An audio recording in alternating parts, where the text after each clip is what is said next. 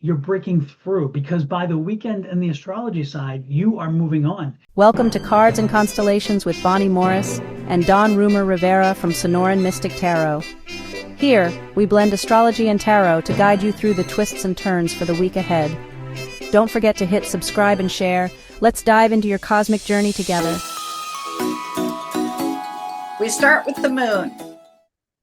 This is the week of August 4th through the 10th. The moon this week on the 9th is full at 16 degrees of Aquarius. Now we need to back this up and find the new moon in Aquarius, which occurred February 9th of 2024 at 20 degrees. Then on November 8th of 2024, we had the first quarter moon where you did all the work for this project. And that occurred at 17 degrees of Aquarius. Now we're at the full moon where you can see everything. And if there's anything that needs to be changed or tweaked, now is the time to do it. And then pivot, turn away, and wait for the last quarter, which occurs on May 9th of 2026 at 19 degrees of Aquarius. And that's when we celebrate the success, turn away, and allow the project to move on its own. Next, we want to look at the void, of course. This begins August 5th at 8:28 a.m. Mountain Standard Time. And it starts at 29 degrees of Sagittarius.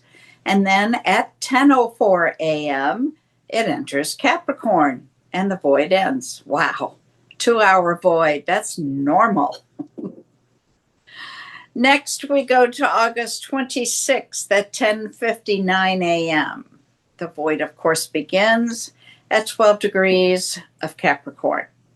This continues until August 7th at 6:18 p.m. when it enters the sign of Aquarius. On August 9th at 54 minutes past midnight, the void, of course, begins at 16 degrees of Aquarius. Later that day, at 11:50 p.m., the void ends as the moon goes into Pisces. Now, on the last day of this week, August 10th, no, let's change that to the last few minutes of the last day of this week. At 11:54 p.m. on August 10th, at 13 degrees of Pisces, we start a void, of course. This lasts for 2 days. This does not stop until August 12th at 3:33 a.m. Thank you, Ms. Bonnie, for that general understanding of astrology for the week. Now, I'm going to go ahead and give you tarot real quick, and then Ms. Bonnie will come back and finalize things with her astrology for your specific sign. So let's get to it. Well, Gemini, let's take a look at that tarot first, and then Ms. Bonnie will take a snapshot of the astrological side, and then I'll get back with you and we'll compare the two and see how they line up. But this is indeed your tarot side. Now, the first card that popped out as it flew out, so it gets a little more attention, is this Four of Coins. Four of Coins. I love it. It's that balance. Now, generally speaking, 4 coins could mean economic balance. It could also mean balance in your finances in some other way, or actually just your budget. But I'm getting a feeling here, and we'll know within a minute or two because of the way in which the cards come out. I'm getting this is finding a balance in your life. And this could be an emotional situation, even though this is not cups. And I totally know that some of you are going to tell me, oh, cups is emotions, and I get it completely. But there's just this energy, and that's why this is an intuitive read. There's an energy around this in reference not to money, but to emotions, okay? And so let's see how that plays itself out. On the bottom of the deck, oh my goodness, is the devil card. The devil card. The devil card's telling you this week you're going to be fraught with a lot of naysaying around you, a lot of negative energy. A lot of energy is going to try to pull you down, going to hold you down. And that's got an intuitive energy I was telling you about that I'm pulling on that was telling me that this is more about finding balance in your emotions, because I was getting that, and that card is so strong when it comes out. Now, remember that devil card when it comes out in tarot. In the traditional tarot, not in this deck. This is great. This is Cyril Marchetti, one of my favorite decks and one of my favorite artists. And he does a wonderful job there. However, in the traditional tarot, the devil card has chains that are around both a male and female sitting at the right and left lower hand sides of the devil himself, with chains holding the devil's holding him. And the thing is that the chains are loose because it reminds you that you can control these things. You can, if you want to dwell, you can dwell. If you want to surprise and be happy, you can be surprised and happy. If you what you want to do, you can do. So you're not held to those. It's just the emotions around you. And they're like, am I putting you in a trance? Did you fall for my trance? And that's what this is. So don't fall for Rails' negative stuff. When they come to drop stuff off to you this week, sorry. The emotional bank is closed. If they're going to have the whining and crying sessions, not this week, please, not this week. Say, no, God, let's do this next week because I don't have the bandwidth this week. If they're going to come to you and want you to fix their problem, not this week. I don't have the bandwidth. Again, this week, take care of yourself. And when you take care of yourself, you're going to see that this negative energy around you does not have impact. Because again, that first card out, which is the important thing, was for you. It's balance, finding balance, emotional balance is what I was getting. Now the second card out, oh, look at this, is the Knight of Wands. The Knight of Wands, that's that energy, that strong energy. And that strong energy is like, you can do this, you control this. So what is it you want to do? What is it you want? Do you want to be in that negative space? Do you want to be the oh, woe is me? Do you want that? Or do you want to say, you know what?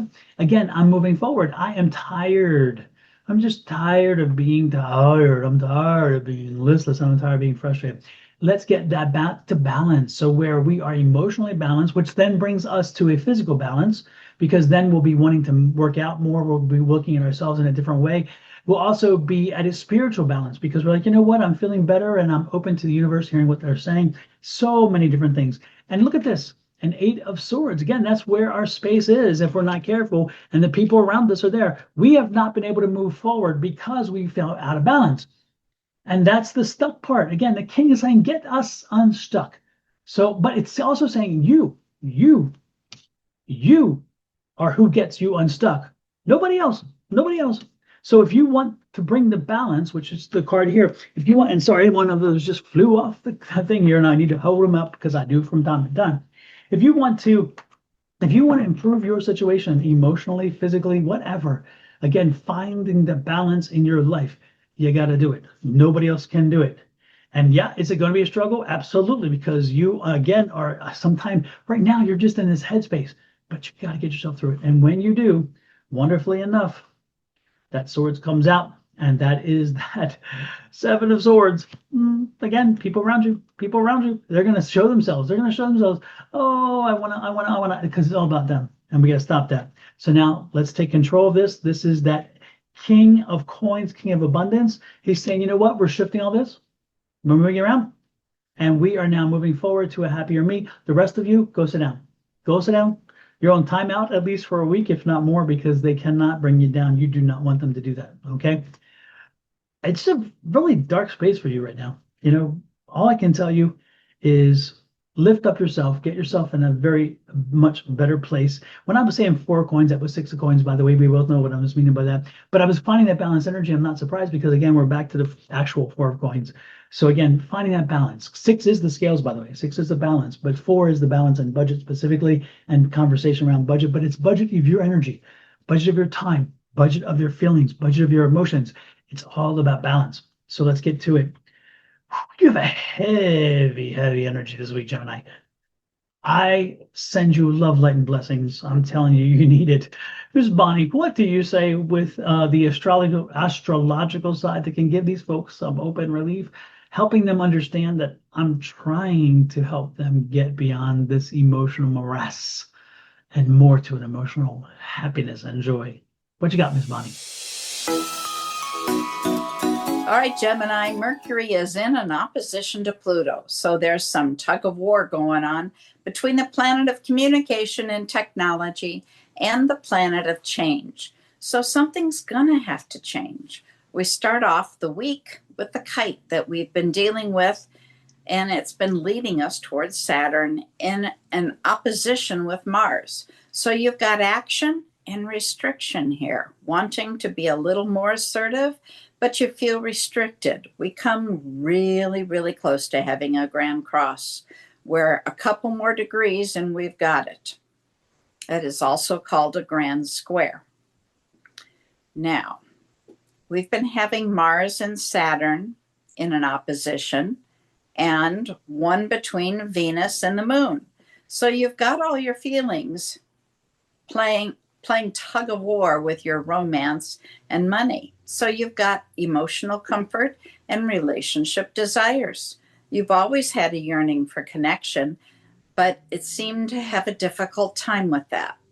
Not sure what love's supposed to look like or feel like? Midweek, we see Jupiter come into a full opposition with the moon as well. So you have your feelings in an opposition with your spiritual richness, emotional security, and desire for growth. We also see the moon come into an opposition with Mercury, that tug of war between the heart and the mind. This aspect can be thoughtful and intelligent, but have a tough time communicating it. Now, when Thursday gets here, we have a secondary kite. This time it's in the opposite direction. So although we still have the kite headed towards Saturn, this kite is now headed at Mercury. That's your planet. The tail of that kite is twofold. It's about the moon and Pluto. So again, you've got your heart and mind, you've got your feelings and thoughts all playing tug of war. What could go wrong? We also have the sun in an opposition with the moon. So there's this beautiful dance between yourself and your emotions. It's sometimes harmonious and sometimes challenging, but we have a full moon, so it highlights the contrast. On Saturday, we finally see a mystic rectangle made out of 4 planets, obviously with 2 short sides, 2 long sides, 2 planets in each of the kites. Now, a mystic rectangle includes oppositions. We have Mars versus Saturn. We also have Mercury versus Pluto. We've already discussed these. And Sunday, the very end of the week, we will see Jupiter in a trine to the moon. So you've got all of your emotions, your feelings in a harmonious aspect with Jupiter, which is about growth and expansion, good luck, and good fortune.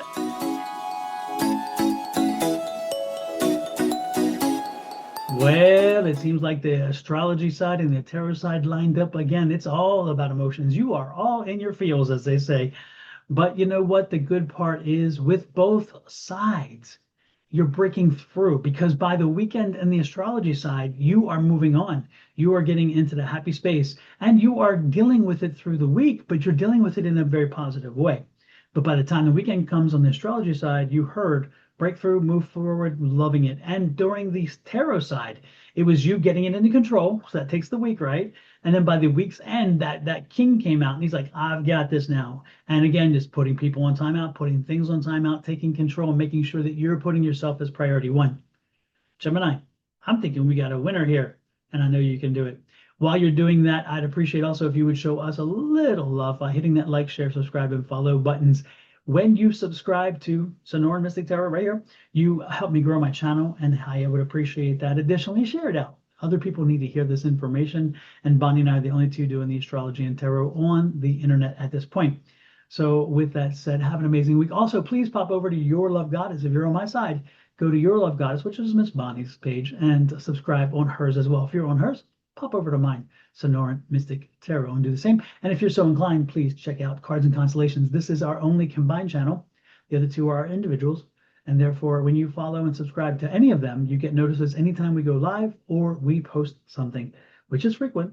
So you don't have to track us down. We track you down, we give you the information, then you act upon it. That's the good part. With that said, have an amazing week. Love, light, and blessings from Miss Bonnie, her family, me, and my family, to you and yours. Bye-bye.